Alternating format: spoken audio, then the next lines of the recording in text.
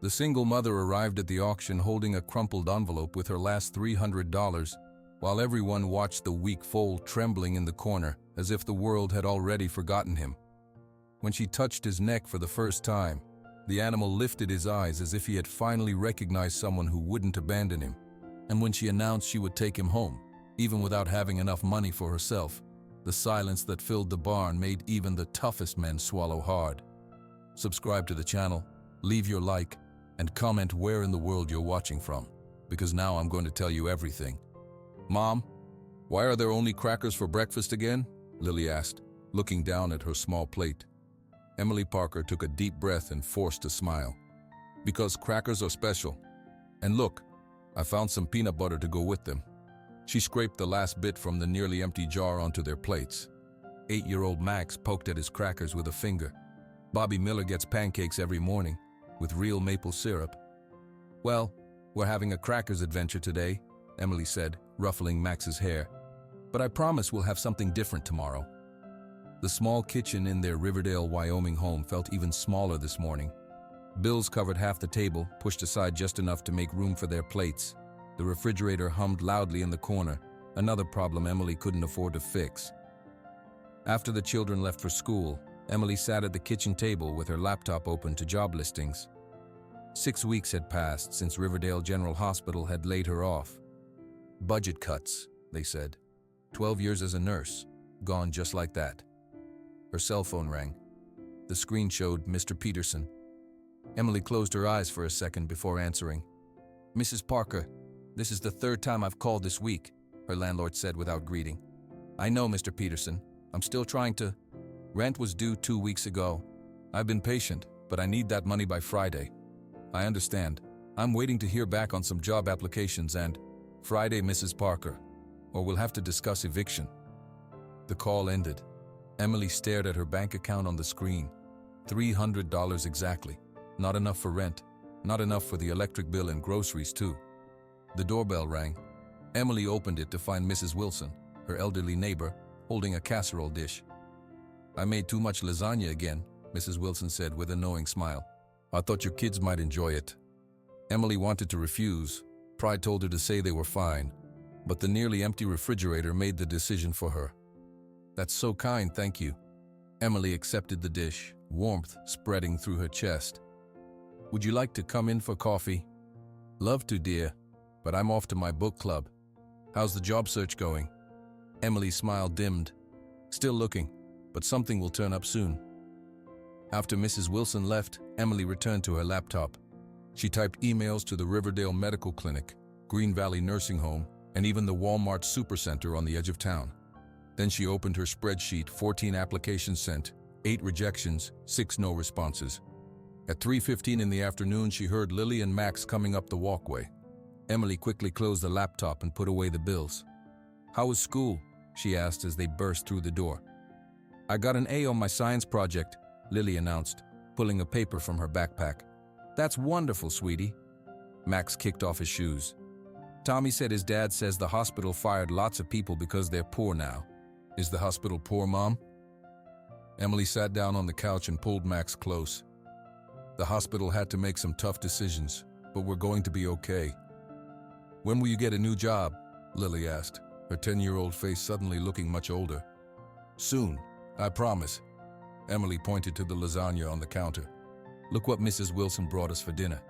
Why don't you both start homework while I heat it up? That evening after dinner, Emily turned down the thermostat. Remember, we're being electricity detectives, she told the children. Let's see how low we can keep the bills by turning off lights when we leave rooms. Like a game? Max asked. Exactly like a game, Emily said, grateful for his simple acceptance.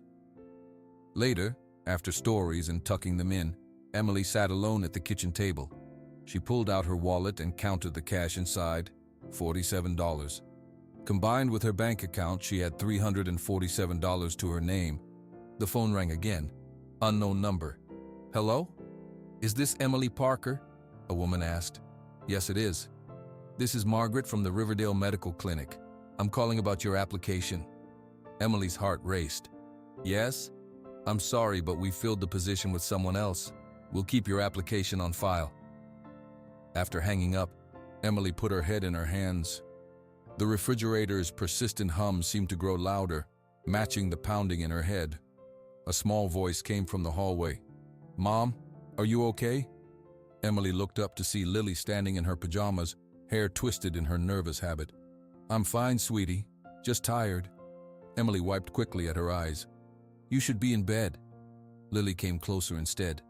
"I can help more. I can make lunches and help with Max." Emily pulled her daughter into a hug, breathing in the scent of her strawberry shampoo. "You already help so much, but this isn't your problem to fix, it's mine." "But we're a family," Lily said. "Dad's gone, so we have to stick together." "Yes, we do," Emily's voice caught. Her ex-husband Mark sent child support when he remembered, which wasn't often. "But my job is to worry about adult things. Your job is to be 10. After Lily went back to bed, Emily opened her laptop again. The local newspaper's website had a new job listing. Sanders Farms Supply needed a cashier. Not nursing, not even close to her skills, but it was something. She typed in application, attaching her resume with its nursing degree and 12 years of medical experience. Overqualified, they would probably think, but maybe someone would give her a chance. Emily looked at the family photo on her desk, her with Lily and Max at the lake last summer, all smiles and sunburns, before the hospital cuts, before the endless rejection letters. "We'll figure it out," she whispered to the photo. Somehow. The next morning, Emily woke before her alarm. She checked her email, no responses. She made oatmeal from the last of their pantry supplies, adding extra water to stretch it further. "Mom?" Max asked as he ate. "Can we do something fun on Saturday? Like maybe go see the animals somewhere?" Emily thought of her dwindling cash. The zoo cost money. The pet store would lead to begging for a hamster they couldn't afford. Then she remembered the notice in the newspaper. "How would you both like to go to the livestock auction? We could see horses and cows and all kinds of farm animals. It doesn't cost anything to look." "Really?" Max's face lit up. "That sounds cool," Lily agreed. Emily smiled, relieved to have found something to look forward to. "Then it's settled. Saturday morning we'll go see some animals." As the children ate their breakfast, Emily checked her phone for missed calls from employers. Nothing. But for now, at least her children were smiling. Saturday would be a good distraction for all of them, a brief escape from their worries. She just needed to make it until then. Saturday morning arrived with a rare hint of sunshine. Emily woke up early and prepared a simple breakfast of a toast with the last of their jam. The children were already dressed and waiting by the door when she finished washing the dishes. "Are we going to see the animals now?" Max bounced on his toes, unable to contain his excitement. "Yes, as soon as I get my purse." Emily checked inside. Her wallet contained exactly $300 in her entire savings. She had kept this emergency money hidden in an envelope under her mattress. Today it would stay safely in her purse. They were just going to look at animals, not spend money. "I read that they have horses at auctions," Lily said, pushing her glasses up her nose. "And cows and pigs too." "That's right," Emily replied, locking the front door behind them. "The Clearwater County Livestock Auction has all kinds of farm animals. We'll see everything. But remember, we're just looking." They walked the 6 blocks to the county fairgrounds. Emily had saved the bus fare by suggesting they enjoy the morning air. Max ran ahead while Lily stayed close to her mother, asking questions about how auctions worked. "People bid on the animals they want to buy," Emily explained. "The person who offers the most money gets to take the animal home." "Like on those TV shows where they sell old furniture?" Lily asked. "Exactly like that." The auction barn came into view, a large building with wide doors open at both ends. Trucks and trailers filled the parking area. Farmers in denim and plaid shirts gathered in small groups, drinking coffee from paper cups and talking about weather and crop prices. Inside, the barn smelled of hay and animals. Wooden bleachers surrounded a central ring where the animals would be shown. Pens lined the sides of the building, filled with cows, pigs, and horses waiting their turn. "Wow," Max's eyes grew wide. "Real farm animals. Can we look at all of them?" "Of course," Emily said, "but stay close to me." They walked past the pens, watching farmers inspect the animals.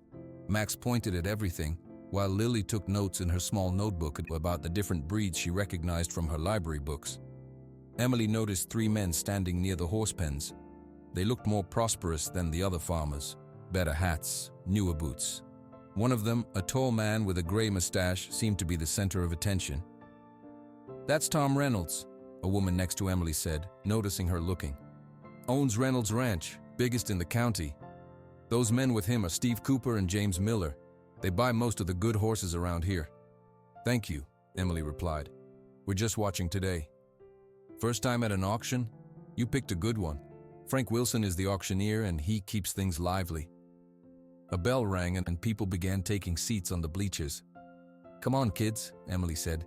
"The auction is starting." They found seats near the back where they could see everything. A man in a cowboy hat stepped into the center ring with a microphone. "Welcome to the Clearwater County Livestock Auction. I'm Frank Wilson, and we've got some fine animals for you today." The auction began with cattle. Frank spoke so fast that Emily could barely understand him, but the farmers seemed to follow along perfectly. A series of cows and bulls were led through, sold, and let out again. Then came pigs, sheep, and finally, horses. "Now here's a fine quarter horse," Frank announced as a beautiful brown horse trotted into the ring. 3 years old, already saddle-trained. Starting bid at $500. Hands went up around the room. Tom Reynolds eventually won the horse for $1,200. "Can we buy a horse, Mom?" Max whispered. "No, honey," Emily said gently. "Horses are very expensive." Several more horses were sold. Emily was about to suggest they leave when movement in a corner pen caught her eye. A small, dirty horse stood alone, separated from the others. It was terribly thin, with ribs showing through its dull coat. The animal's legs trembled as if it could barely stand. "What's wrong with that horse?" Lily asked, following her mother's gaze. "It looks sick," Emily said quietly. Frank's voice boomed through the speakers. "And now, folks, we've got one more. This here's a sorry excuse for a horse if I ever saw one." 2 men led the skinny foal into the center ring. Up close, it looked even worse, covered in mud, with sad eyes that seemed too big for its thin face. "Probably won't last the week," Frank continued with a laugh. "But we've got to sell it. Starting bid at $50. Any takers?" The room fell silent. No hands went up. "Anyone? $50? Frank repeated. Tom Reynolds shook his head. "That thing should be put down," he said loudly enough for nearby people to hear. Steve Cooper nodded. "Waste of feed." Emily felt something twist in her chest as she looked at the foal. Its eyes seemed to be looking right at her, scared, alone, but somehow still alive despite everything. Without thinking, Emily raised her hand. $50. Frank pointed to her, surprise evident in his voice. "The lady in the back offers 50. Lily turned to her mother, shocked. "Mom? What are you doing?" "I don't know," Emily whispered back. Frank continued. "Do I hear 60? After a pause, Steve Cooper raised his hand. 75. Emily realized Cooper wasn't actually interested in the foal. He had a small smirk on his face as he looked back at her. He was just driving up the price, assuming she would back down. 100, Emily called out, surprising herself again. $100, Frank repeated. "Do I hear 125? James Miller raised his hand this time. 150. The game continued. Every time Emily bid, one of the ranchers would go higher, their amused expressions making it clear they were just toying with her. $200 from the lady, Frank announced. "Mom, stop," Lily whispered urgently. "That's our money." $250, called Miller. Emily hesitated. Lily was right. This was their emergency fund, their last money. But when she looked at the foal again, something in her couldn't stop. 300, she said clearly. The room went silent. The ranchers exchanged glances, but no one raised their hand again. 300 going once, going twice. Sold to the lady in the back for $300. Emily sat still, stunned by what she had done. Max was jumping up and down beside her. "We got a horse! We got a horse!" Lily looked pale. "Mom, that was all our money." "I know, sweetie." Emily's hands were shaking. "I don't know what came over me." They walked down to complete the purchase. Frank gave Emily a form to fill out. "You know anything about horses, ma'am?" he asked, not unkindly. "No," Emily admitted. "But I'm a nurse. Or I was." "Well, that animal needs more than nursing. It needs a miracle." He handed her a receipt. "It's all yours now." As Emily was figuring out how she would get the foal home, Tom Reynolds approached. His expensive boots stopped right in front of her. "Lady, you just wasted your money," he said, looking down at her. "That animal needs medical care you can't afford. You should put it down and cut your losses." Emily felt her children press against her sides. She stood straighter and met Reynolds' eyes directly. "Everyone deserves a chance to live, Mr. Reynolds," she said firmly. "Even those others have given up on." Reynolds raised his eyebrows, then shook his head and walked away. "What do we do now, Mom?" Max asked, looking up at her.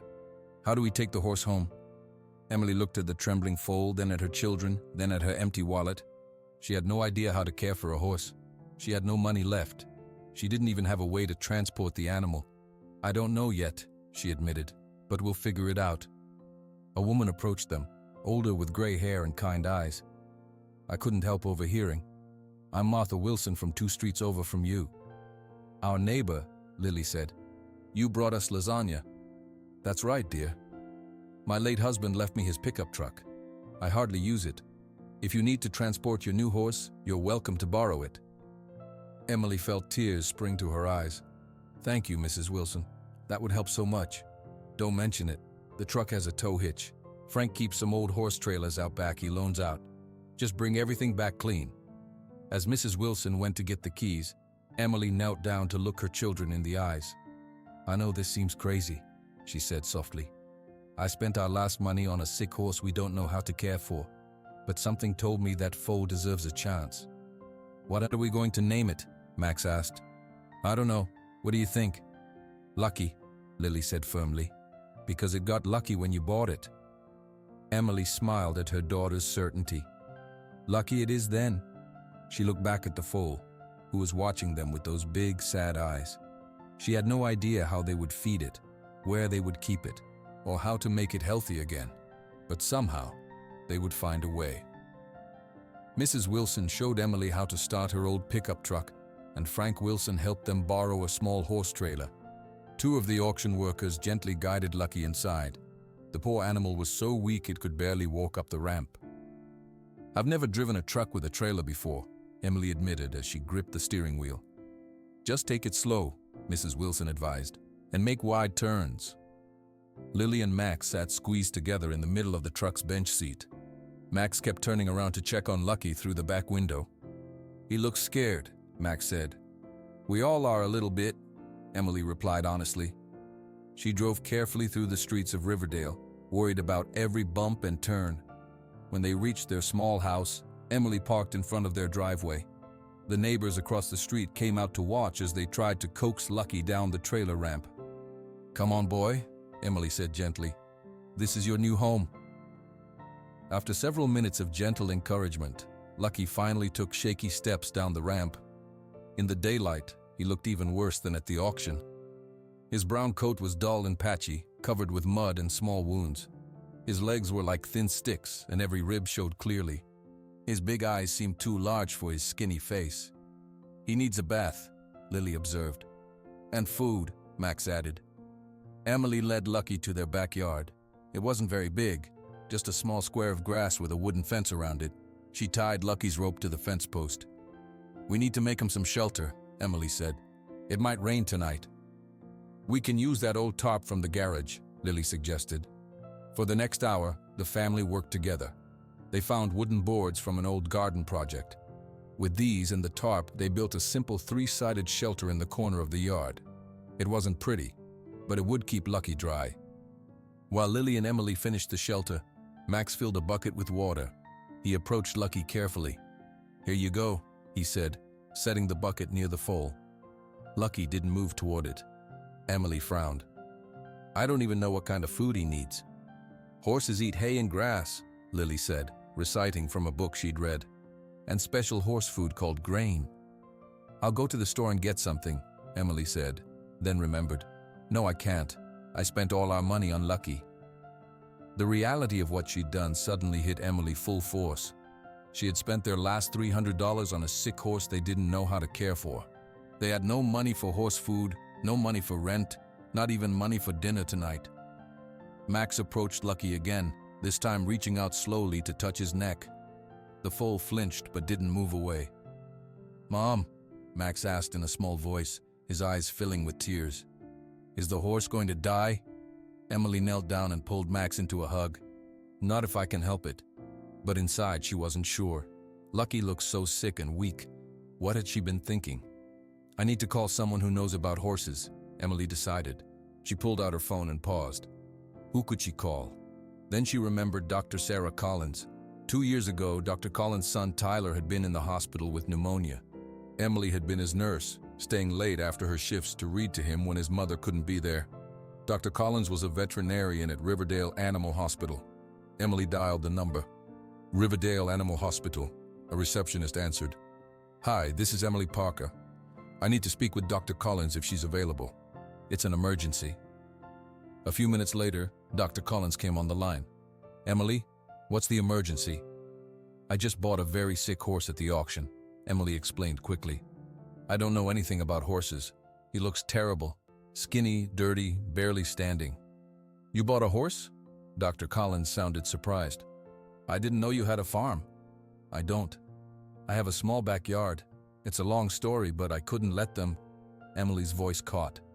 They were going to put him down. There was a pause on the line. I'll be there in 20 minutes, Dr. Collins finally said. True to her word, Dr. Collins arrived in her white veterinary truck. She was a tall woman with short blonde hair, wearing jeans and a button-up shirt with the Animal Hospital logo.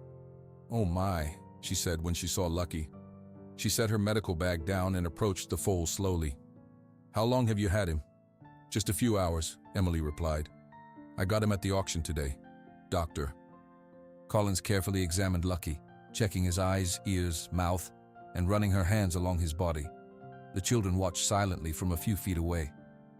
What's wrong with him? Lily asked. Dr. Collins straightened up. Many things, I'm afraid. He's severely malnourished. That means he hasn't had enough food for a long time. He has a respiratory infection. You can hear it when he breathes. And I suspect he has parasites, worms in his system. Can you fix him? Max asked. Dr. Collins looked at the little boy, then at Emily. I can help him, but it won't be easy or cheap. The treatments he needs will cost hundreds of dollars, plus special food, supplements. Emily's heart sank. I spent all my money buying him. Why did you buy him, Emily? Dr. Collins asked gently. I don't know, Emily admitted. There was just something about his eyes. I couldn't let him die without trying to help. Dr. Collins nodded slowly. I remember how you were with my Tyler. Stayed with him reading those dinosaur books until he fell asleep. How is Tyler now? Emily asked. Healthy as can be. Thanks in part to you. Dr. Collins looked at Lucky again. I tell you what, I'll treat this little guy for my cost only, and we can work out a payment plan. Really? Emily felt tears spring to her eyes. Really, but you'll need to do a lot of the care yourself. It's going to be a lot of work. We'll help, Lily said immediately. We can all help Lucky. Dr. Collins smiled. That's good, because Lucky needs all the help he can get. For the next hour, Dr. Collins showed Emily how to care for Lucky. She administered medications for the respiratory infection and parasites, showed Emily how to clean Lucky's wounds, and explained how to feed him properly. Start with small amounts of this special feed, she explained, handing Emily a bag from her truck. His system isn't used to proper food. Too much too fast will make him sick. I'll take notes, Lily said, pulling out her notebook. Dr. Collins smiled at her. That's a good idea. You can be in charge of the feeding schedule. As Dr. Collins was packing up, Emily pulled her aside. About the payment plan. Don't worry about it right now, Dr. Collins said. Let's get Lucky healthy first. I'll be back tomorrow to check on him. After the vet left, Emily and the children carefully fed Lucky the small amount of food Dr. Collins had recommended. The foal ate slowly but finished everything. That's a good sign, Emily said, feeling hopeful for the first time since the auction. They were placing fresh water in Lucky's bucket when Emily's phone rang. It was Mr. Peterson, their landlord. Mrs. Parker, I was driving by your house today, he said without greeting. Hello, Mr. Peterson. Is that a horse in your backyard? His voice was sharp. It's a foal, a baby horse, Emily explained. He was sick and Your lease clearly states no livestock allowed on the property. This is a residential neighborhood, not a farm, and you still haven't paid your rent, I know, Mr. Peterson. I'm still trying to find a job. If you could just give me a little more time. You have 2 weeks to pay what you owe and get rid of that animal. Otherwise, I'm starting eviction proceedings. The line went dead. Emily sighed and put her phone away. Is Mr. Peterson mad? Max asked. He's not happy about Lucky being here, Emily admitted. Where else can Lucky go? Lily asked. He's sick. He needs us. Don't worry, Emily said, trying to sound more confident than she felt. We'll figure something out. As evening fell, they made sure Lucky was comfortable in his shelter. Emily brought out 2 old blankets from the linen closet. These will keep him warm tonight, she said, laying them over the foal's thin body. After putting the children to bed, Emily sat on the back steps watching Lucky. The foal was sleeping fitfully, his breathing raspy. What have I done? She whispered to herself. Their neighbors on both sides had come out earlier to peer over the fence. Mrs. Henderson on the left had frowned and muttered about smells and property values. Mr. Gonzalez on the right had seemed curious but concerned. You know anything about horses? He had asked. I'm learning, Emily had replied. Now, in the quiet of the evening, Emily could hear Lucky's labored breathing. She went inside and found her laptop. For the next 3 hours, she read everything she could find about caring for sick horses. She made lists of what Lucky needed, schedules for feeding and medication, and notes about symptoms to watch for. When she finally went to bed, it was past midnight. Emily set her alarm for 5 o'clock in the morning. Lucky needed his medicine early, and she needed to figure out how to save both her horse and her family. The alarm buzzed at 5 o'clock in the morning. Emily woke instantly, remembering Lucky needed his medicine. She pulled on her robe and slippers, then quietly stepped outside into the cool dawn air. Good morning, Lucky, she whispered as she approached the makeshift shelter. There was no movement from under the blankets. Lucky! Emily rushed forward and pulled back the blanket. The foal lay on his side, eyes closed, his thin body barely moving. His breathing was shallow and ragged. No, no, no. Emily knelt beside him. Lucky, please. She touched his neck. His skin felt hot. Emily ran inside for her phone and quickly dialed Dr. Collins' number. Hello? A groggy voice answered. Dr. Collins, it's Emily Parker. Lucky's collapsed. He's barely breathing. Please, can you come right away? I'll be there in 15 minutes, Dr. Collins replied, instantly alert. Emily went back outside and sat beside Lucky, gently stroking his neck. Don't give up now, she whispered. We've only just started our journey together. The children appeared in the doorway, still in their pajamas. Mom, Lily called. What's happening? Lucky's very sick, Emily explained. Dr. Collins is coming to help him. Max began to cry. Is he going to die? Emily wanted to say no, to promise everything would be fine. But she couldn't lie to her children. I don't know, sweetie. He's fighting very hard. Lily took Max's hand. We should get dressed. Lucky needs us to be strong. While the children got ready for school, Emily continued to sit with Lucky, monitoring his breathing. Each shallow breath seemed to take more effort than the last. Dr. Collins arrived exactly 15 minutes later, carrying her medical bag and a large box of supplies. How long has he been like this? She asked, kneeling beside the foal. I don't know. I found him this way when I came out to give him his morning medicine. Dr. Collins checked Lucky's vital signs, listened to his lungs, and took his temperature. His infection has gotten worse, she explained. His body is too weak to fight it off. What can we do? Emily asked. I need to give him fluids and stronger antibiotics. It's going to take some time. Max tugged on Emily's sleeve. Mom, we're going to be late for school. Emily had completely forgotten about school. And worse, she had a job interview at the Green Valley Nursing Home at 9 o'clock that morning. You both need to go to school, Emily decided. I'll call Mrs. Wilson to see if she can walk you. But Lucky needs us, Max protested. You can help Lucky by going to school and learning everything you can, Dr. Collins told him gently. When you come home, you can tell him all about your day. While Emily called Mrs. Wilson, Dr. Collins began setting up an IV for Lucky. What about your job interview? Lily asked quietly when Emily returned. Emily hesitated. This interview was important. The nursing home had steady work and good benefits, but she couldn't leave Lucky now. I'll have to reschedule it, she said. But you said this job was perfect, Lily reminded her. Some things are more important. After the children left with Mrs. Wilson, Emily helped Dr. Collins with Lucky. They hung a bag of fluids from a hook on the shelter, inserted the IV into Lucky's leg, and administered antibiotics. "This is the critical point, Emily," Dr. Collins explained. "The next 24 hours will tell us if he's going to make it." Emily nodded, watching the clear liquid drip slowly into Lucky's vein. "I have other patients I need to see," Dr. Collins said, "but I'll come back this evening. Call me if anything changes before then." "Thank you for everything," Emily said. "I don't know how I'll ever repay you."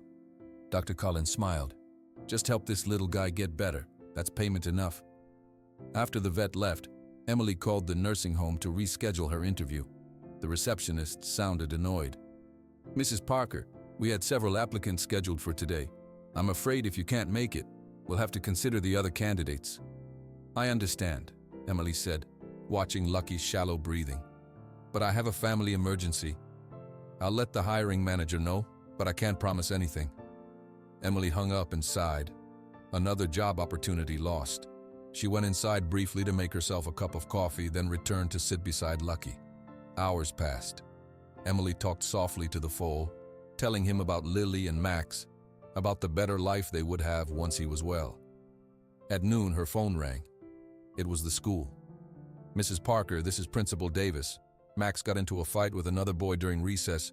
I need you to come pick him up." Emily looked at Lucky, who hadn't moved for hours except for the slight rise and fall of his thin chest. "I can't leave right now. Is Max hurt?" "Just a scraped elbow. But fighting is against school rules. He needs to go home for the rest of the day." "Can he stay in your office until school ends?" "I have a very sick animal I can't leave." Principal Davis sighed. "Fine, but I'll need to see you tomorrow to discuss this." When she hung up, Emily called Max at the school office. "What happened, Max?" "Bobby said our horse was going to die because we're too poor to save it," Max said, his voice shaking. "He said you were stupid to buy it." Emily closed her eyes. "Oh, Max. So I hit him. I'm sorry, Mom. We don't solve problems by hitting, Max. But I understand why you were upset. We'll talk about this when you get home." The afternoon dragged on. Emily checked Lucky's temperature every hour. It remained dangerously high. His breathing was still shallow and he hadn't opened his eyes once. At 3:30, Lily and Max arrived home from school. Max's face was tear-stained and he carried a folder of papers. "I got sent to the principal," he admitted. "I know," Emily said, hugging him. "We'll talk about it later." "How's Lucky?" Lily asked, kneeling beside the foal. "Still fighting," Emily said. Max opened his folder and pulled out several pieces of paper. "I drew these for Lucky, to help him get better." The drawing showed Lucky running in green fields, standing tall and strong, with a shiny coat and bright eyes. Max had colored them carefully with his school crayons. "These are beautiful, Max," Emily said. "Let's put them up where Lucky can see them." They taped the drawings to the walls of Lucky's shelter. Max knelt beside the foal and whispered in his ear, "You have to get better, Lucky. I drew you how you're gonna look when you're all better." Lily went inside and came back with a sandwich for Emily. "You need to eat, Mom," she said firmly. Emily realized she hadn't eaten all day. "Thank you, sweetie." The children stayed with Lucky until dinner time, talking to him and reading aloud from Lily's book about horses. Emily sent them inside to do homework while she continued her vigil. Dr. Collins returned at 7 o'clock that evening. She examined Lucky carefully. "His temperature is still too high," she said, "but his lungs sound a tiny bit clearer." "Is that good?" Emily asked hopefully. "It's not worse, which at this point is something. We need to change his IV bag and give him another dose of antibiotics." They worked together as darkness fell. Dr. Collins showed Emily how to check Lucky's vital signs and what warning signs to watch for. "I can stay for a few more hours," the vet offered. "You should get some rest." Emily shook her head. "I can't leave him." "Emily, you can't help Lucky if you make yourself sick. At least go check on your children and eat something." Emily reluctantly went inside. Lily and Max were at the kitchen table, pretending to do homework but mostly staring out the window toward Lucky's shelter. "Is Lucky going to die?" Lily asked directly. Emily sat down between her children. "I don't know, honey.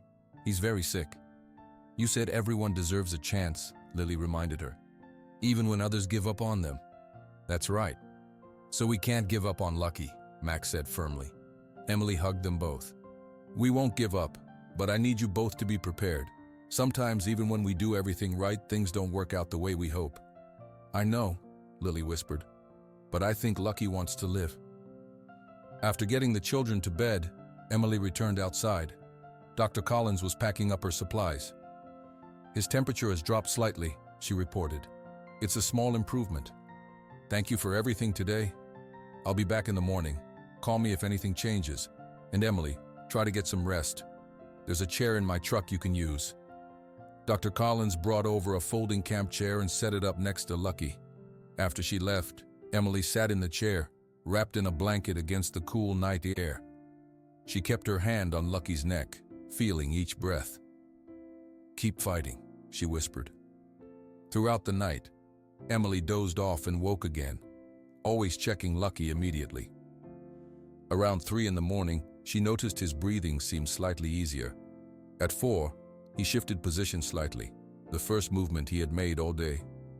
As dawn broke, Emily was exhausted but hopeful. Lucky's breathing was still labored, but definitely stronger than the day before. She gave him the morning medication Dr. Collins had left. Just as the sun rose, Lucky opened his eyes. He looked directly at Emily for a moment, then closed them again. Good morning to you too, Emily said, smiling through her tears. Dr. Collins arrived at 7 o'clock, looking concerned until she saw Emily's face. He opened his eyes, Emily reported immediately, and his breathing is better. After examining Lucky, Dr. Collins nodded. The antibiotics are starting to work. He's not out of danger yet, but this is definitely improvement. What do we do now? We keep fighting. I'm going to show you how to feed him with this special bottle. He needs nutrition to heal. For the next hour, Dr. Collins demonstrated how to mix special formula and medicine, how to hold the bottle, and how to encourage Lucky to drink. He's going to need this every 4 hours, she explained, day and night. I'll do it, Emily promised. As Dr. Collins was leaving, she paused. Emily, I admire what you're doing, but how are you managing with everything else? Emily thought about the missed job interview, the bills on her kitchen table, and Mr. Peterson's eviction threat. One day at a time, she said quietly. Dr. Collins drove away and Emily went inside to get the children ready for school. Max's eye was slightly swollen from yesterday's fight, but he insisted he was fine. Can I stay home and help Lucky? He asked. You need to go to school, Emily said gently. Principal Davis is expecting me to come talk to him today about the fight.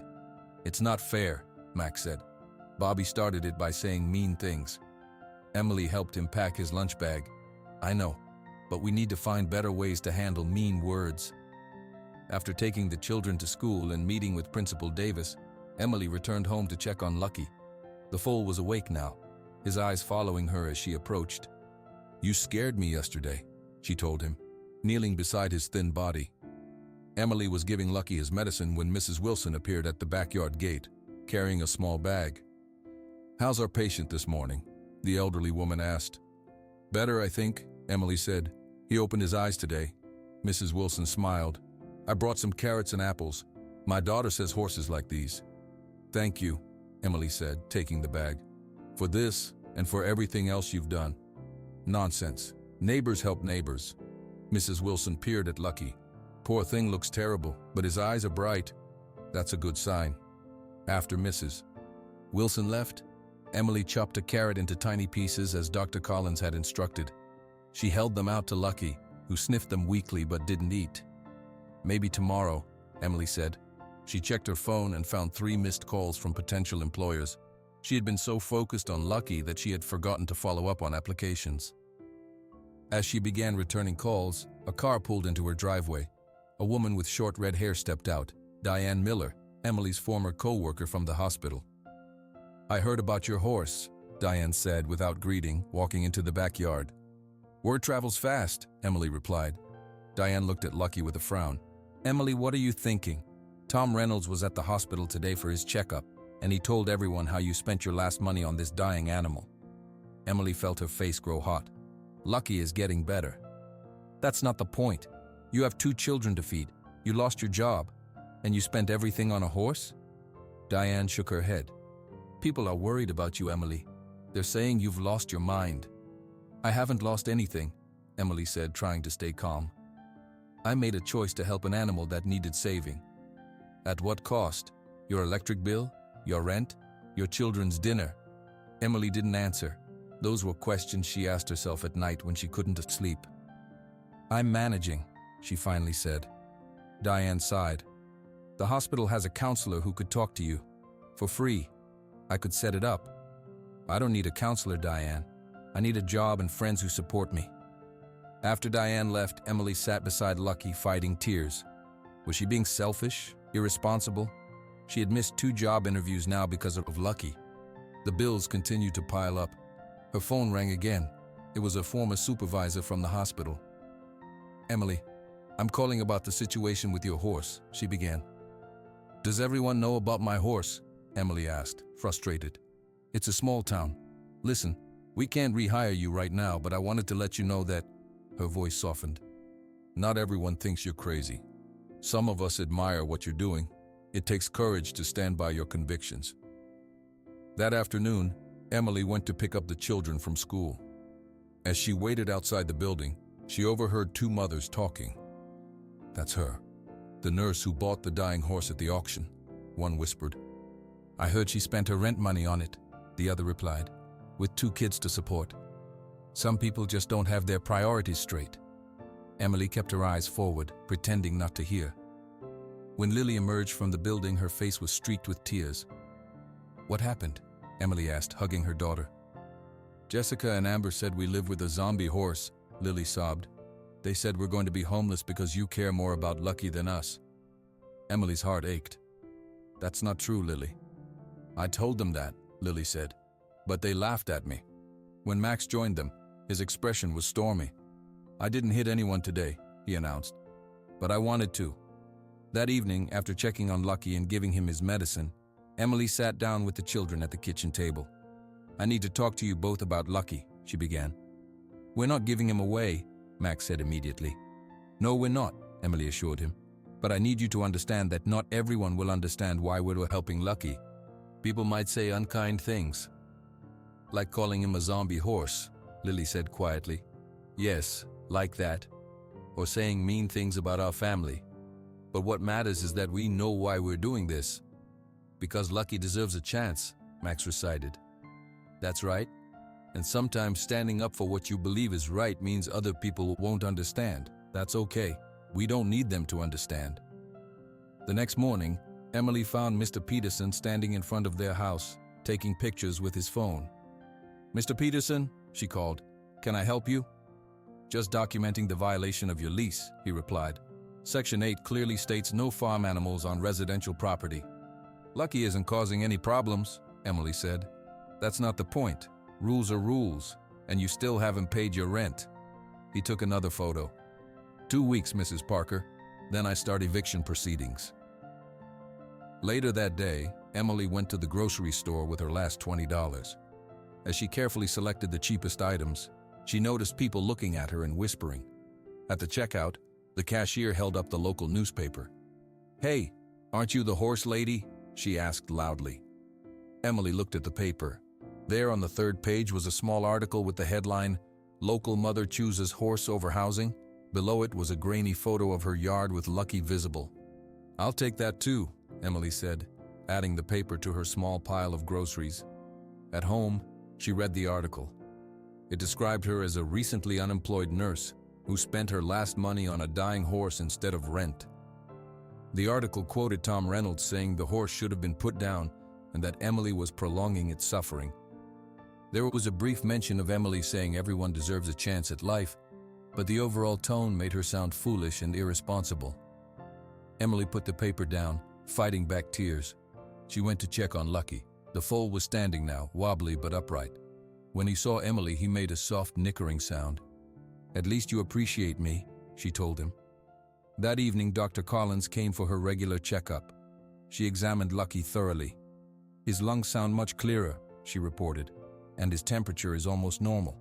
The infection is definitely responding to the antibiotics. So he's going to be okay? Emily asked hopefully. He still has a long way to go. He's severely undernourished, and his muscles are weak from lack of use, but yes, I think he's going to survive." Emily felt tears of relief fill her eyes. "Thank you." Dr. Collins smiled. "I saw the article in the paper." "Oh." Emily looked away. "That. Don't let it bother you.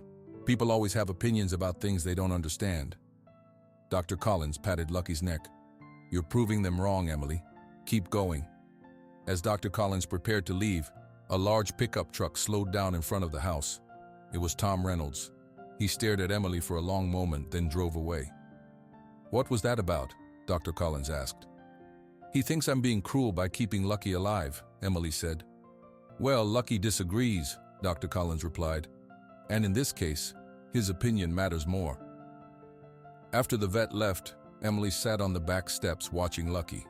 He was eating small amounts of food now and standing for longer periods. His coat was still dull and his ribs still showed, but his eyes were bright and alert. Inside the house, the phone rang. It was Jenny Williams, owner of the Sunshine Diner on Main Street. "Emily, this is Jenny Williams. We've never met, but I know who you are. I read about you in the paper." Emily braced herself for more criticism. "I admire what you're doing," Jenny continued, surprising her. "Takes guts to stand by your beliefs when the whole town is watching. Listen, I need a waitress at my diner, nothing fancy, just serving food and clearing tables. The pay isn't great, but there are tips. You interested?" Emily closed her eyes, grateful beyond words. Yes, I'm interested." "Good. Can you start tomorrow?" "Morning shift, 6 to 2. "I can," Emily said. "Thank you so much, Mrs. Williams." "Jenny, and thank me by showing up on time. Oh, and Emily, bring pictures of that horse. I want to see how he's doing." Emily hung up the phone, smiling for the first time in days. She had a job. It wasn't nursing, but it was income. She looked at Lucky through the window. Maybe they would make it after all. Emily woke up at 4:30 the next morning. She gave Lucky his medicine and fresh water, then got ready for her first day at the Sunshine Diner. The children were still asleep when Mrs. Wilson arrived to watch them. "Thank you for coming so early," Emily whispered. "Happy to help," Mrs. Wilson said, "and happy you found work. Don't worry about a thing here." Emily walked to Main Street in the dark, reaching the diner just before 6 o'clock.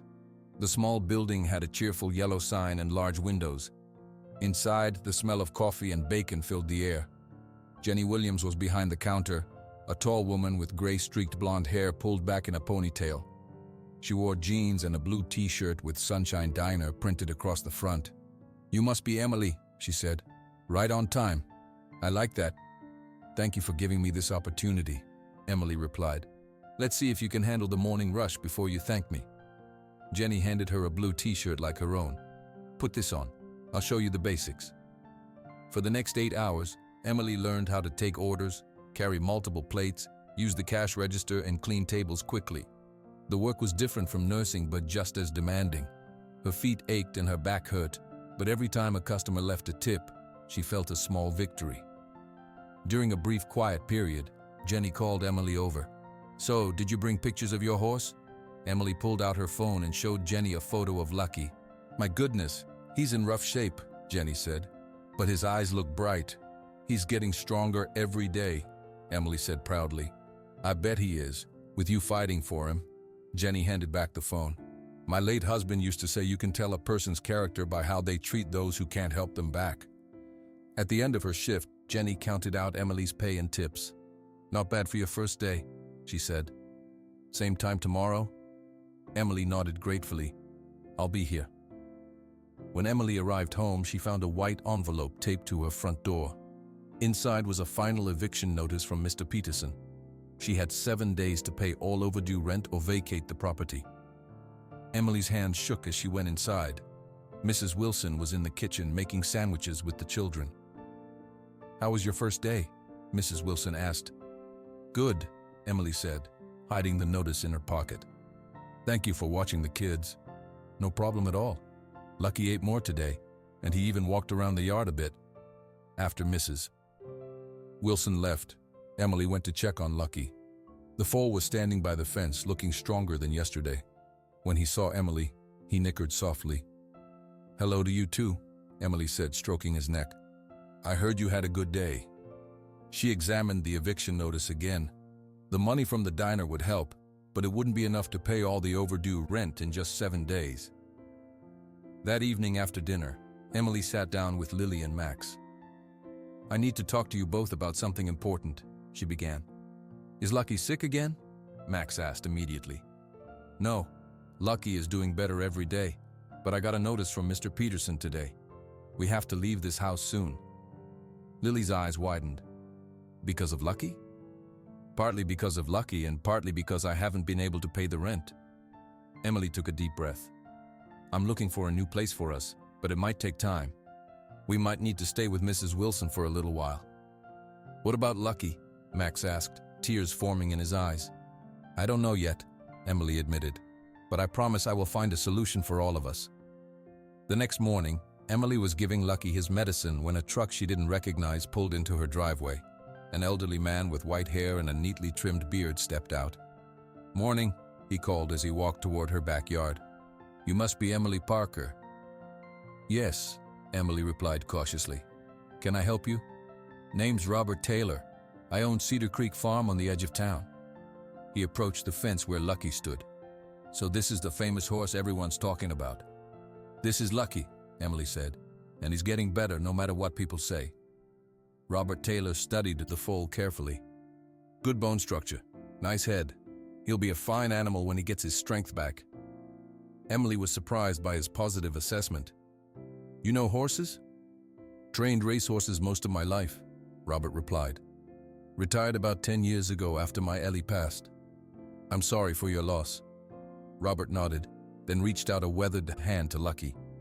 The foal sniffed his fingers cautiously. I read about you in the paper, Robert said. Then I heard at the diner this morning that Peterson's evicting you. Emily sighed. News travels fast in Riverdale. Small towns, Robert patted Lucky's neck. That's why I came by. My place has been empty too long. The old stable needs a horse and the cottage next to it needs a family. Emily stared at him, not understanding. I've got a small cottage on my property, Robert explained. Used to be for the stable manager. It's been empty since I stopped training horses. You and your kids can use it. Plenty of space for this fellow too. You're offering us a place to stay? Emily asked, hardly believing her ears. Rent-free until you get back on your feet, Robert added. The place needs some life in it again. Emily felt tears spring to her eyes. Mr. Taylor. Robert, he corrected. Robert, that's incredibly generous, but I can't accept charity. It's not charity. It's an arrangement. You bring some life back to my lonely old farm, and I get to see a horse in my stable again. Robert looked at Lucky. Plus, this little guy needs proper space to recover. That backyard isn't enough. Emily knew he was right. Lucky needed more space to exercise as he grew stronger. Could we see it? She asked. Right now, if you'd like. Your kids still at school? Emily nodded. Well, we can pick them up after we look at the place. They drove in Robert's truck to Cedar Creek Farm, 2 miles outside of town. The property was beautiful. 20 acres of green pastures, a large red barn, a small stable, and a cozy-looking cottage. The main house is over there, Robert pointed to a white 2-story farmhouse. That's where I live. The cottage is behind the stable. The cottage was small but clean, with 2 bedrooms, a living room, kitchen, and bathroom. Ellie kept it ready for guests, Robert explained, but we haven't had many visitors these past years. It's perfect, Emily whispered. Later that afternoon, they picked up Lily and Max from school and brought them to see the farm. We can live here? Max asked in awe, running around the cottage. And Lucky can live in that stable. Lily pointed to the small stable with 4 stalls. If your mom agrees, Robert said. The children turned to Emily with pleading eyes. I think it would be wonderful, Emily said. If Mr. Taylor, Robert, is sure. Never been more sure of anything, Robert replied. When can you move in? We don't have much to bring, Emily said. Just our clothes and some personal items. Then let's do it tomorrow, Robert suggested. I'll bring my truck over after you finish your shift at the diner. The next day after work, Emily found Robert's truck already at her house. Mrs. Wilson was there too, helping the children pack. I heard about Robert's offer, Mrs. Wilson said. Couldn't be happier for you. It took only 2 hours to load everything they owned into Robert's truck. Loading Lucky into the borrowed trailer was more difficult. The foal was nervous about entering the trailer again. "Easy now," Robert said softly. "No one's gonna hurt you." With gentle coaxing, Lucky finally walked up the ramp. At last, they were ready to leave. Emily took one final look at the small house that had been their home. "Thank you for everything," she told Mrs. Wilson, hugging her goodbye.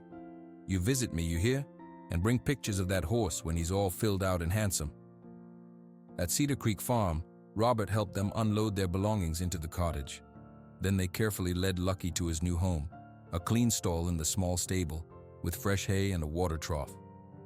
"What do you think, Lucky?" Emily asked, as the foal explored his new space. Lucky sniffed everything, then looked at Emily and nickered softly. "I think he approves," Robert said with a smile. That evening, Robert joined them for dinner in the cottage.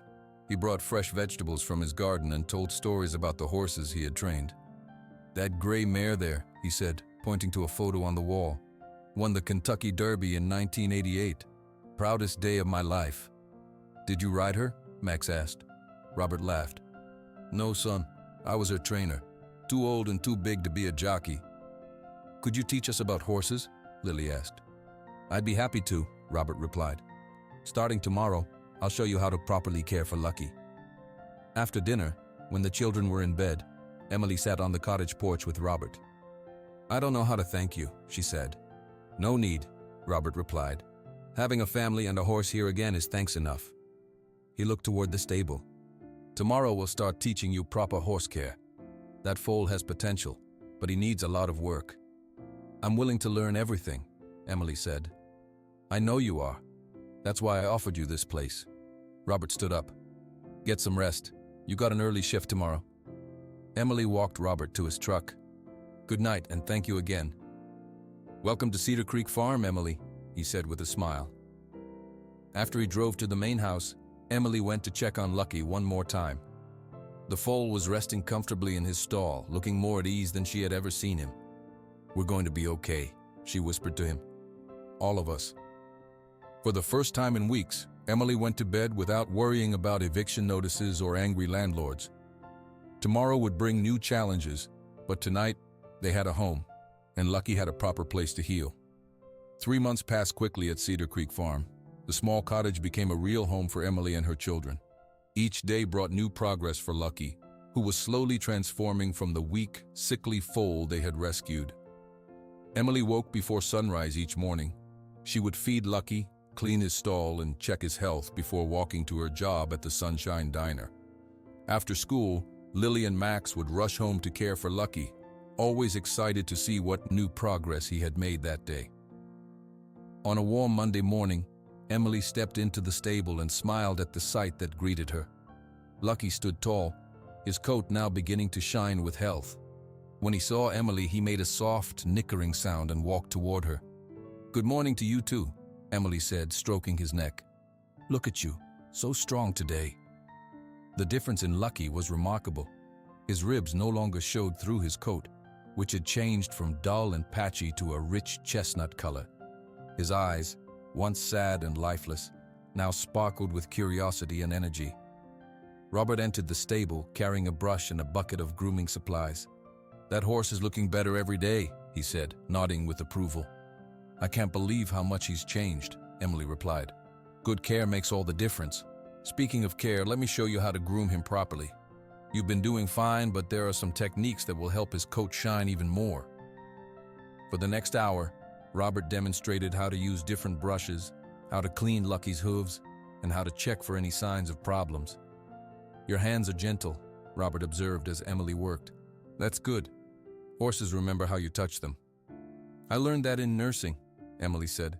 "A gentle touch can be as important as medicine sometimes." After Emily left for work, Robert continued teaching Lily and Max before they went to school. He showed them how to measure feed, how to check water quality, and how to speak to Lucky in calm, clear tones. "Always approach from the front where he can see you," Robert instructed. "No sudden moves. Let him know you're coming." Max had a special talent for brushing Lucky. The little boy would stand on a small stool and brush Lucky's coat until it gleamed. "Look, Mr. Robert, I can see my face in his fur," Max exclaimed one afternoon. "That's how you know you've done a good job," Robert said with a smile. Lily became the record keeper. She created charts to track Lucky's food, medicine, and exercise. She wrote down his weight each week as Dr. Collins measured it during her visits. "He's gained 27 pounds since we moved here," Lily announced proudly after one checkup. "Dr. Collins says that's excellent progress." Dr. Collins visited every 2 weeks now instead of every few days. Each time she seemed more impressed by Lucky's recovery. "I've never seen an animal bounce back like this," she told Emily during her visit in late June. "You've done what most professionals couldn't, Emily." "It's not just me," Emily replied. "It's Robert's knowledge, the kid's dedication, and Lucky's will to live. Well, whatever you're all doing, keep it up. His lungs are clear, his blood work is nearly normal, and his muscle development is excellent." With Robert's guidance, Emily began teaching Lucky basic commands and proper behavior. They started with simple things: how to walk properly on a lead rope, how to stand still for grooming, and how to come when called. Lucky was a quick learner. Within weeks, he was responding to voice commands and following Emily around the pasture like a loyal dog. "That horse has bonded to you," Robert observed one evening as they watched Lucky follow Emily from the stable to the water trough. "We've been through a lot together," Emily said. "It's more than that. He trusts you completely." Robert leaned against the fence. "Not all horses form that kind of bond, even with good care." Lucky still had difficult days. Sometimes he would have coughing fits that worried everyone, reminding them of how sick he had been. Other days he seemed tired and weak, needing extra rest. "Recovery isn't a straight line," Dr. Collins explained when Emily expressed concern. "There will be good days and bad days. The important thing is that the good days are becoming more frequent." By the end of July, Lucky had grown significantly. His legs were stronger, his chest broader, and he held his head higher. Robert began teaching Emily how to train Lucky to accept a halter and bridle. "He's too young to ride yet," Robert explained, "but it's good to get him used to the equipment early." The first time Lucky wore a halter for more than a few minutes, he shook his head and tried to remove it by rubbing against the fence. "Patience," Robert advised. "Let him wear it for short periods at first. He'll get used to it." Lucky's biggest milestone came on a sunny morning in August. Emily was watching from the cottage porch as Robert led Lucky into the small fenced pasture. When Robert removed the lead rope, Lucky stood still for a moment, then suddenly took off running across at the field. "Max, Lily, come quick," Emily called to the children who were inside doing summer reading. They rushed out just in time to see Lucky racing across the pasture, tail held high, kicking up his heels with pure joy. "He's running," Max shouted, jumping up and down. "He's really running." "We need to record this," Lily said. She ran inside and returned with Robert's old camera that he had loaned them. Lucky ran in wide circles around the pasture, stopping occasionally to look back at the family as if making sure they were watching his performance. "He looks like a real horse now," Max said proudly. "He always was a real horse," Lily corrected. "Now he's a healthy horse." Emily felt tears in her eyes as she watched Lucky run. Just 3 months ago, he had been so weak he could barely stand. Now he was racing across the field with strength and energy. Robert came to stand beside them, smiling at Lucky's antics. "You all did this," he said quietly. "You gave him his life back." That evening, after the children were in bed, Emily sat on the pasture fence watching Lucky graze in the moonlight. The summer air was warm and filled with the sounds of crickets and distant frogs. Robert joined her, handing her a cup of tea. "Penny, for your thoughts." "I was just thinking about how far we've all come since the auction," Emily replied. "Lucky isn't the only one who's changed." "No, he's not." Robert watched Lucky for a moment. "You know, you have a way with him that can't be taught. You missed your calling, Emily. You should have been working with horses all along." "I love nursing," Emily said, "but this is different. This feels..." "Right," Robert suggested. Emily nodded. "Yes, it feels right. The way you handle that horse, gentle but firm, patient but persistent, that's natural talent. Not everyone has it." They sat in comfortable silence, watching Lucky in the moonlight. After a while, Robert spoke again. "The Clearwater County Fair is coming up next month. They have a young horse exhibition. You should enter Lucky." Emily looked surprised. "A horse show?" Lucky isn't ready for that. He's healthier than you think, and it would be good for him to see other horses, experience new environments. The prize is $5,000 for first place. We wouldn't win, Emily said. There will be professionally raised and trained horses there. Maybe, but showing Lucky would be a wonderful way to show your children how far their hard work has taken them. Robert stood up. Just think about it. After Robert went back to his house, Emily approached Lucky in the pasture. The horse came to her immediately, nuzzling her hand. What do you think, Lucky? Are you ready to show the world how special you are? Lucky tossed his head as if in agreement, making Emily laugh. We'll see, she said, stroking his neck. We still have a lot to learn. Inside the cottage, Emily found Lily still awake, reading a horse training book from Robert's library. You should be sleeping, Emily said gently. I wanted to finish this chapter about horse shows, Lily replied. Mr. Robert told me about the county fair exhibition. He mentioned it to me too. Can we enter Lucky, please? Lily's eyes were bright with excitement. I already looked up the rules online. Lucky qualifies as a yearling entrant. Emily sat on the edge of Lily's bed. Lucky has come a long way, but horse shows require special training, and there would be lots of people there. That's why we need to start practicing now, Lily said with determination. I made a list of things we need to learn. Emily looked at her daughter's notebook, filled with carefully written notes and training schedules. You've put a lot of thought into this, Emily said, impressed. Lucky deserves his chance to shine, Lily said simply. Emily kissed her daughter's forehead. We'll talk more about it tomorrow. Get some sleep now. As Emily lay in bed that night, she thought about the county fair. Entering Lucky would be a risk. He might become nervous around crowds and other horses, but Robert was right. It would be a wonderful opportunity to show how far they had come. One step at a time, Emily whispered to herself. Just like we've done all along. Morning came with a decision. Emily gathered Lily and Max at the breakfast table before school. I've been thinking about the Clearwater County Fair, she began. Can Lucky be in the show, please? Max asked, bouncing in his chair. Emily smiled. Yes, I think we should enter him in the young horse exhibition. Both children cheered loudly. But, Emily continued, this means a lot of work. We have just 6 weeks to get Lucky ready. He needs to learn how to behave properly in public, around other horses, and with strangers watching him. We can do it, Lily said confidently. I read 3 chapters about show preparation last night. And I can help brush him every day, Max added. After the children left for school, Emily showed Robert the Clearwater County Fair flyer. We're going to enter Lucky, she told him, if you're still willing to help us train him. Robert's face broke into a wide smile. I was hoping you'd say that. We'll start today. Training began that very afternoon. Robert outlined a schedule that required them to work with Lucky every morning before dawn and every evening after dinner. The exhibition judges look at several things, Robert explained. How the horse moves, how he responds to commands, his physical condition, and his overall behavior. The first week focused on teaching Lucky to walk properly on a lead line. Emily would lead him around the paddock, using gentle tugs to signal when to start, stop, and turn. Keep your hands steady, Robert instructed.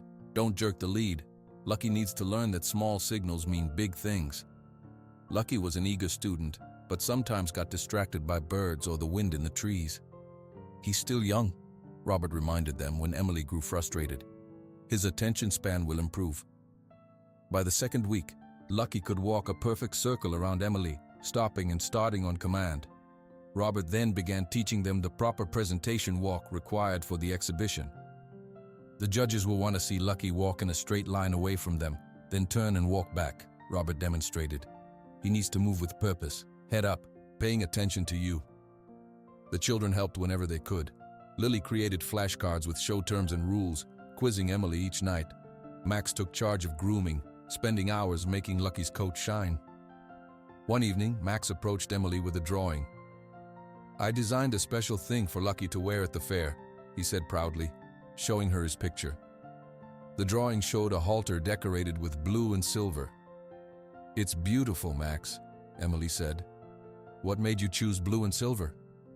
Blue is for the sky Lucky can see now instead of that dark pen at the auction, Max explained. and Silver is shiny like his new life. Emily hugged her son tight. That's perfect. Let's find a way to make it real. The next day, Emily mentioned Max's design to Jenny at the diner. My sister makes custom tack, horse equipment, Jenny said. She could probably make this halter for you. Not cheap, though. Emily hesitated. She had saved a little money from her diner job, but not much. I'll figure it out, she said. That evening, Emily counted her savings. $245, her first real savings since losing her nursing job. It wasn't much, but it was enough to buy proper show equipment for Lucky. On Saturday, she took the children to Wilson's Farm Supply. The store owner raised his eyebrows when Emily explained what they needed. Show equipment? For that rescue horse of yours? He asked doubtfully. Yes, Emily replied firmly. Lucky's entering the young horse exhibition at the county fair. The story spread quickly through Riverdale. By Monday morning, everyone seemed to know that the rescue horse would be in the exhibition. Emily was serving coffee to a table of farmers when she overheard their conversation. Tom Reynolds says that Parker woman is entering that walking skeleton in the fair, one man said. Waste of an entry fee, another replied.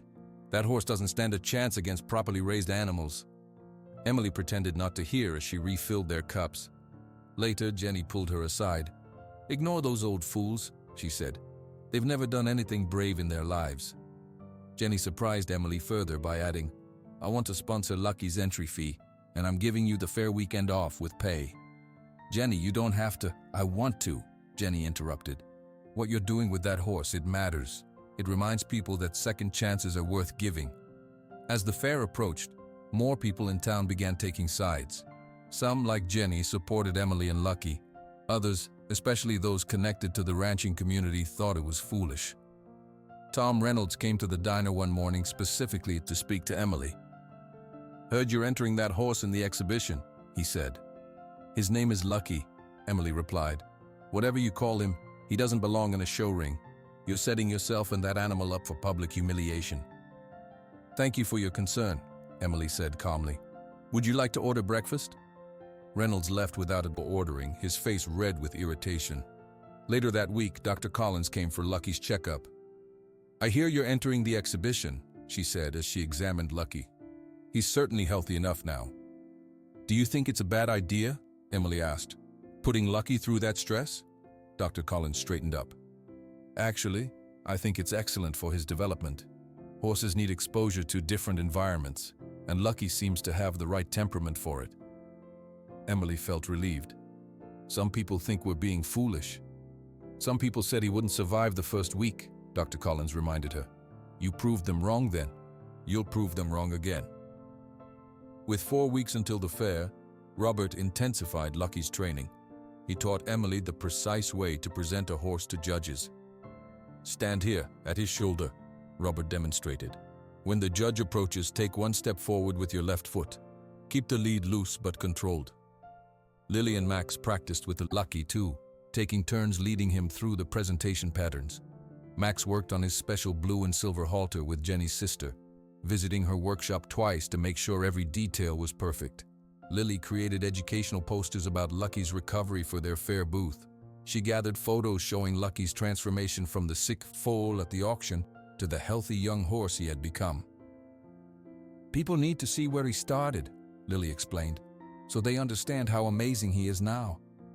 As the fair grew closer, Emily's nervousness increased. What if Lucky became frightened by the crowds? What if he refused to perform his routines? What if Reynolds was right, and they were setting themselves up for humiliation?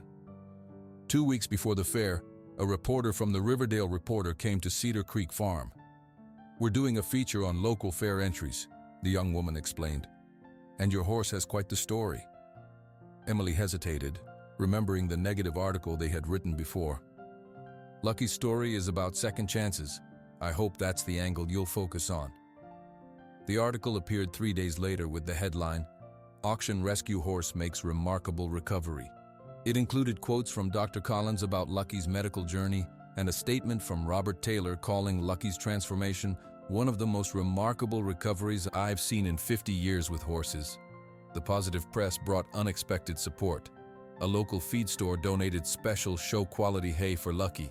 Mrs. Wilson organized a group of neighbors to attend the exhibition and cheer for Lucky. The week before the fair, Emily noticed Lucky seemed unusually tired during training. "Is he getting sick again?" she asked Robert anxiously. Robert checked Lucky carefully. "No, he's fine. Just picking up on your nervous energy. Horses are sensitive that way. If you're tense, he'll be tense." Emily tried to relax, but her worries persisted. What if all their hard work wasn't enough? The night before the fair, the family gave Lucky an extra thorough grooming. Max carefully fitted the blue and silver halter, adjusting it until it was perfect. "You look so handsome," he told Lucky, hugging the horse's neck.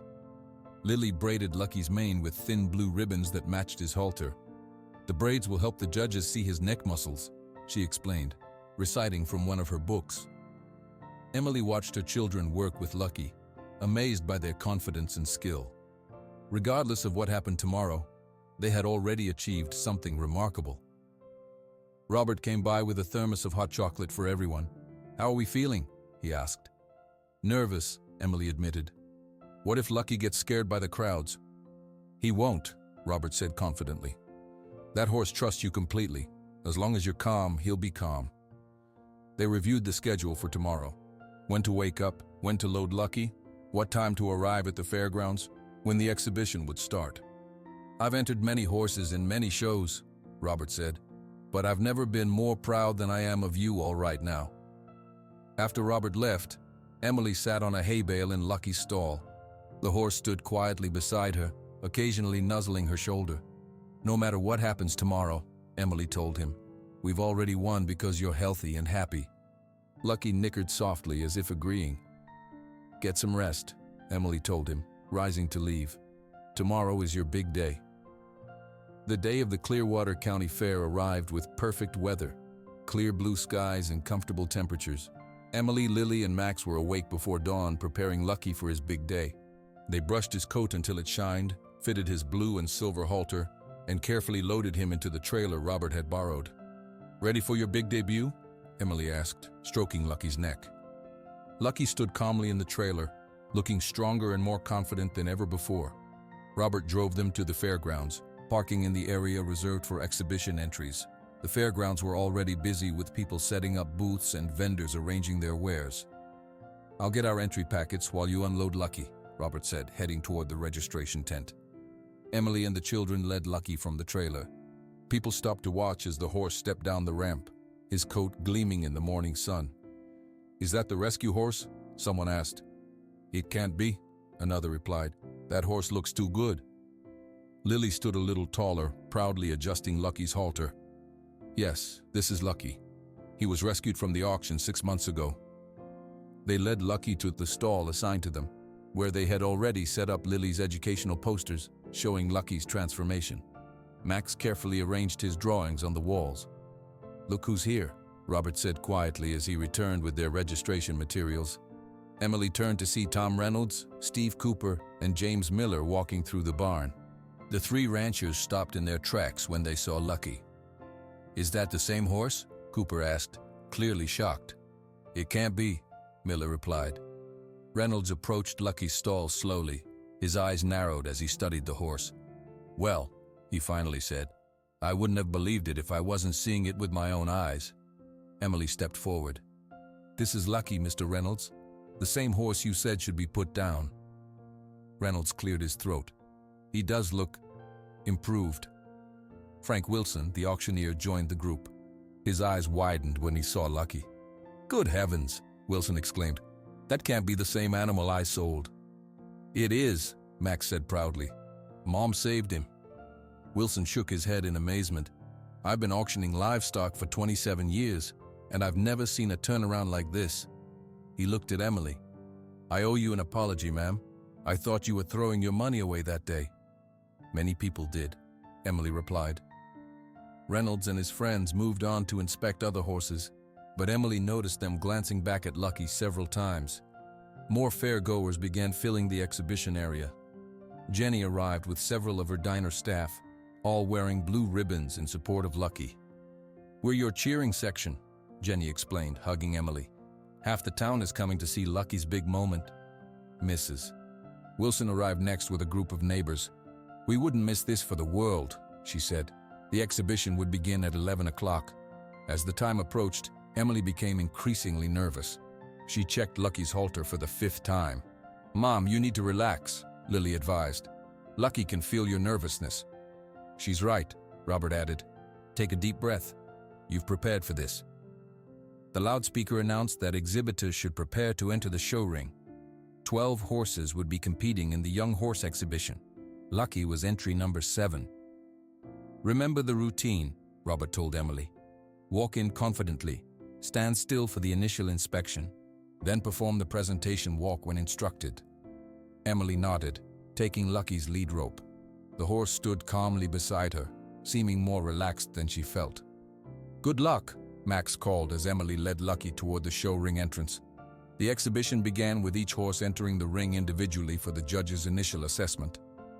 Emily watched the first 6 entries, all beautiful young horses that had been bred and raised for show. "Entry number 7, Lucky," the announcer called, a rescue horse presented by Emily Parker. Emily led Lucky into the ring. The audience grew quiet as they entered. Lucky walked perfectly beside Emily, head high, steps even and confident. They stopped at the center mark, and Emily cued Lucky to stand square just as Robert had taught them. The 3 judges approached. They walked around Lucky, examining his conformation, his coat, his overall appearance. One judge ran his hand along Lucky's neck and back. Another checked his legs and hooves. "Please perform your presentation walk," the head judge instructed. Emily led Lucky in the pattern they had practiced hundreds of times. A straight line away from the judges, a careful turn, and a straight line back. Lucky executed each movement perfectly, responding to Emily's slightest cues. When they finished, there was a moment of silence. Then applause began to spread through the audience. Emily led Lucky back to his position and awaited further instructions. After all 12 horses had been presented, the judges conferred while the exhibitors stood with their animals. Emily whispered encouragement to Lucky, who remained calm despite the crowd and activity around them. Finally, the head judge stepped forward with a microphone. "After careful consideration, we have reached our decision." The judge paused. "The Young Horse Exhibition champion with a prize of $5,000 is entry number 7, Lucky, presented by Emily Parker." For a moment, Emily couldn't move. She thought she had misheard. Then the applause erupted around her, and Lily and Max came running into the ring, followed by Robert. "You won! Lucky won!" Max shouted, jumping up and down. The head judge approached with a large blue ribbon and a silver trophy. "Congratulations, Miss Parker. Your horse showed exceptional training, temperament, and recovery from adversity." "Thank you," Emily managed to say through her tears. "This means so much to us." As they led Lucky from the ring, people gathered around to congratulate them. Dr. Collins pushed through the crowd to hug Emily. "I knew he could do it," she exclaimed. "This is the best outcome I could have imagined when I first treated him." Reporters from the Riverdale Reporter and the larger Wyoming Tribune took photos and asked questions about Lucky's journey. Even Tom Reynolds came to offer reluctant congratulations. "I guess I was wrong about that horse," he admitted. "And about you." Jenny hosted an impromptu celebration at their booth, passing out cupcakes she had brought, just in case. As the excitement began to calm, a well-dressed woman in her 60s approached Emily. She had elegant silver hair and carried herself with confidence. "Miss Parker? I'm Margaret Thompson of Thompson Thoroughbreds." She held out her hand. "I'd like to speak with you about your horse." Emily recognized the name immediately. Thompson Thoroughbreds was one of the most prestigious horse breeding operations in Wyoming. "It's nice to meet you, Mrs. Thompson," Emily replied, shaking her hand. "Your horse's story is remarkable," Margaret said. "I watched his performance today. He has excellent conformation and an exceptional temperament, especially considering his difficult start in life." "Thank you," Emily said. "We've worked very hard with him." Margaret looked at Lucky thoughtfully. "I have a proposition for you, Miss Parker. I would like to purchase Lucky for my breeding program." Emily was stunned. "You want to buy Lucky?" "Yes. His resilience and character traits are exactly what I look for in my breeding stock. I'm prepared to offer $25,000. Emily felt her knees weaken. $25,000 was more money than she could imagine, enough to solve all their financial problems, enough for a down payment on a house of their own. I I don't know what to say, Emily stammered. I understand this is unexpected, Margaret said. Take some time to consider. Lucky would have an excellent home at my farm. We specialize in therapy horses, animals that work with children who have disabilities. Lucky's gentle nature makes him ideal for this program. Margaret handed Emily her business card. Call me when you've decided, and congratulations on your well-deserved win today. As Margaret walked away, Robert approached. Was that Margaret Thompson? Emily nodded, still shocked. She wants to buy Lucky for $25,000. Robert whistled softly. That's a very generous offer from a very reputable breeder. I can't sell Lucky, Emily said immediately. He's part of our family. I understand, Robert replied. But this could secure your children's future. It's worth considering. Emily looked at Lucky, now surrounded by admirers. Lily and Max were proudly explaining his story to a group of children. That evening, after returning to Cedar Creek Farm and settling Lucky in his stall, Emily sat down with Lily and Max to discuss Margaret's offer. Someone wants to buy Lucky? Lily asked, her eyes wide. Yes, Mrs. Thompson has a large horse farm where Lucky would be well cared for. She breeds horses that help children with special needs. But Lucky is ours, Max protested. We saved him. Emily nodded. Yes, we did. And I wouldn't consider this if I didn't believe Lucky would have a wonderful life. But the money would help us too. We could buy our own house, maybe even land for other animals. The children were quiet, processing this information. Would we ever see Lucky again? Lily finally asked. Mrs. Thompson said we could visit him, Emily assured her. Max wiped tears from his eyes. I don't want him to go. Lily sat thinking, twisting her hair the way she did when making difficult decisions. Finally, she spoke. Mom, she said slowly, you taught us that Lucky deserved a chance when nobody believed in him. Now he's giving us our chance. We can always visit him, right? Emily hugged her daughter, amazed by her maturity. Yes, we could visit him. And maybe help other horses someday? Max asked, still tearful but beginning to understand. That's a wonderful idea, Emily said. With the money from Lucky's sale, we could help other animals that need second chances. The children didn't fully agree yet, but they were thinking about the possibilities. Emily knew they needed time to process such a big decision. Later, as she checked on Lucky one last time before bed, Emily found herself torn. How could she sell this horse who had changed their lives so completely? But how could she not give her children the security this money would provide? Lucky nuzzled her shoulder, as he always did when she was sad. What should we do? She whispered to him. What's best for all of us?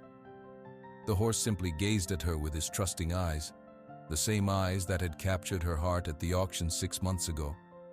Emily slept little that night, weighing Margaret Thompson's offer against her family's attachment to Lucky. By morning, she had made her decision, but needed to discuss it once more with the children. Over breakfast in the cottage kitchen, Emily watched Lily and Max pick at their food.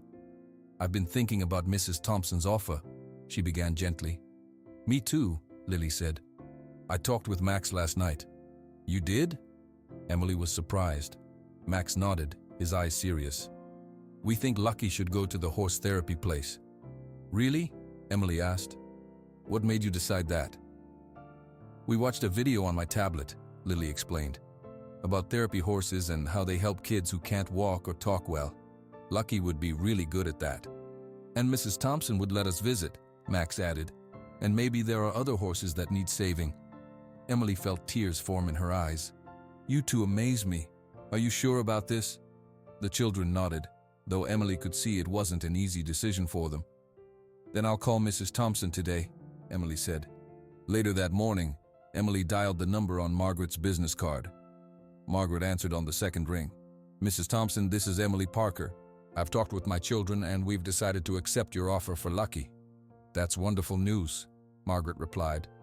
I understand this is a difficult decision. I promise Lucky will have an excellent home with us. I have 2 conditions, Emily said. First, my children need to be able to visit Lucky whenever they want. Of course, Margaret agreed. Visitors are always welcome at Thompson Thoroughbreds. Second, I'd like regular updates on his progress and what he's doing. That can certainly be arranged. In fact, I have another proposal for you, Miss Parker. I've been impressed with your dedication and natural skill with horses. Would you consider a position at Thompson Thoroughbreds? Emily was stunned. A job? But I don't have formal training in horse care. You've done something many trained professionals couldn't. Nursed a severely ill horse back to championship condition. That kind of instinct can't be taught. Robert Taylor speaks very highly of your abilities, and his recommendation carries significant weight in the horse world. What kind of position? Emily asked, trying to process this unexpected offer. Initially, you'd work with our therapy horses, including Lucky. I would provide training in breeding and specialized care. The salary is competitive, with health benefits and housing assistance. Emily could hardly believe what she was hearing. I don't know what to say. Say yes, Margaret replied. Your children would be welcome at the farm after school. There's a good school district nearby, and Robert tells me you're a quick learner. Could I have a few days to think about it? Emily asked. Of course. I'll send the paperwork for Lucky's sale today. We can discuss the job when you bring him to the farm next week. After hanging up, Emily sat in stunned silence. Not only had Lucky earned them $25,000, but he might have found her a new career as well. When Robert came by later that morning, Emily told him about Margaret's job offer. Did you know about this? She asked. Robert smiled sheepishly. I might have mentioned your natural abilities when Margaret called me for a reference. You recommended me, but I've only been working with horses for 6 months. And in that time, you've shown more instinct and dedication than many who've been around horses their entire lives. Robert sat beside her on the porch steps. You have a gift, Emily. I noticed it the first time I saw you with Lucky. I don't know anything about therapy horses, Emily admitted. You know how to connect with animals that have been hurt, how to help them trust again. That's what therapy horses need most. Robert patted her hand. Margaret Thompson doesn't make offers lightly. She sees the same potential in you that I do. 2 days later, the sale paperwork arrived. Emily signed the documents, and Margaret's bank transferred $25,000 into Emily's account. Emily stared at the bank balance in disbelief. After 6 months of financial struggle, the number seemed unreal. She made a list of priorities: pay off remaining medical bills, set aside money for the children's education, look for a small house near Thompson Thoroughbreds in Green River County. That weekend, they took Lucky to his new home. Thompson Thoroughbreds was a beautiful property with expansive green pastures, pristine white fences, and immaculate stables. Margaret met them at the entrance. Welcome to your new home, Lucky, she said, gently stroking the horse's neck. Lucky seemed to approve of his surroundings. His ears perked forward with interest as he looked around. Margaret gave them a tour of the facility, showing them where Lucky would live and where the therapy sessions took place. Several children in wheelchairs were working with horses in a specially designed indoor arena. These children come 3 times a week, Margaret explained. The movement of the horse helps strengthen their muscles and improve their balance, but equally important is the emotional connection they form with the animals. Max and Lily watched wide-eyed as a small girl with leg braces giggled while brushing a gentle bay mare. Lucky will be perfect for this, Lily whispered to Emily. When it was time to leave Lucky in his new stable, Max hugged the horse's neck tightly. Be good, he instructed. Help lots of kids. We'll visit next weekend. Lily stroked Lucky's nose. Don't forget us, okay? Emily had a private moment with Lucky before they left. Thank you, she whispered, for everything. On the drive home, the children were quiet, but not sad. He looked happy there, Max finally said, and we can visit whenever we want. And Mom might work there, Lily added, so we'd see Lucky all the time. The following week, Emily accepted Margaret's job offer. She would start training at Thompson Thoroughbreds in 2 weeks. With their new financial security, Emily began house hunting in Green River County. She found a small 3-bedroom home with 2 acres of land just 15 minutes from Thompson Thoroughbreds. It was perfect. Enough space for the children to play, and enough land for a small barn someday. We could have our own horses, Max said excitedly when they toured the property. Maybe someday, Emily agreed. Let's start with this house first. 6 weeks after selling Lucky, they moved into their new home. The children started at Green River Elementary School, quickly making new friends. Emily began her training at Thompson Thoroughbreds, spending part of each day working with Lucky and the therapy program. True to her promise, Margaret was an excellent teacher. Emily learned about horse breeding, specialized care techniques, and the science behind equine therapy. Lucky thrived in his new role. His gentle nature made him perfect for working with the most nervous children. He seemed to understand exactly how to behave with each child, standing perfectly still for those who were frightened, or providing enthusiastic interaction for those who needed confidence. 3 months after starting her new job, Emily had an idea. "I'd like to use part of Lucky's sale money to start a small foundation," she told Margaret, "to rescue neglected horses like Lucky and help them become therapy animals." Margaret was enthusiastic. "That's a wonderful idea. Thompson Thoroughbreds would be happy to partner with such a foundation." Emily started small, creating Lucky's Second Chance Foundation with an initial rescue of 2 neglected horses from a nearby county. Robert Taylor became a key advisor, sharing his lifetime of horse knowledge. Word about the foundation spread. To Emily's surprise, Tom Reynolds called her one day. "Mrs. Parker, I've been following your work with those rescue horses," he said. "I have 5 acres of unused pasture on the edge of my property. If your foundation needs space for those animals, you're welcome to use it." Emily was shocked. "That's incredibly generous, Mr. Reynolds." "Well, you taught me something about not giving up," he admitted. "And I've seen what Lucky has become. Maybe there are other horses out there that deserve the same chance." Other former critics became supporters too. Steve Cooper donated hay for the winter. James Miller helped repair the fencing on the rescued horses' pasture. Frank Wilson, the auctioneer, began identifying potentially neglected animals at his auctions and contacting Emily before they went up for bid. "I think about Lucky every time I see a sick animal now," he told her. "I wonder if it just needs someone to believe in it." By the 1-year anniversary of purchasing Lucky at the auction, Emily's foundation had rescued 15 horses. 7 had become therapy animals, while others were adopted by caring families. To celebrate the anniversary, Emily hosted an open house at the foundation's small facility. Dr. Collins announced the creation of a scholarship program for veterinary students focusing on rescue animal care. Lucky made a special appearance at the celebration, transported from Thompson Thoroughbreds for the day. The children who benefited from his therapy sessions came to meet the people who had saved him. A little girl named Sophie, who had been unable to speak due to trauma before working with Lucky, presented Emily with a handmade card. "Lucky helped me find my voice," Sophie said softly. "Thank you for saving him so he could save me." As the celebration continued around her, Emily watched Lily and Max riding their new ponies, birthday gifts from their savings and Margaret's employee discount. The children had become confident riders under Robert's continued instruction. Robert joined Emily by the fence. "Quite a difference from that auction day," he observed. "I never imagined any of this," Emily admitted. "I just knew I couldn't let him die without trying." "One act of kindness," Robert said. "That's all it takes sometimes to change everything." As if hearing his name, Lucky looked up from across the pasture where he was being admired by visitors. His eyes met Emily's, and for a moment, she was back at the auction, seeing those sad eyes for the first time. Now those eyes were bright and healthy, filled with life and purpose, just like her own life had become. "You were right, you know," Emily told Robert. "I should have been working with horses all along."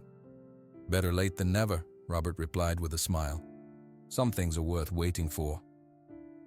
Emily watched as Max brought his pony to a perfect stop, just as she had taught him. Lily was explaining proper grooming techniques to a group of interested children, and Lucky stood proudly in the center of it all, the heart of everything they had built together.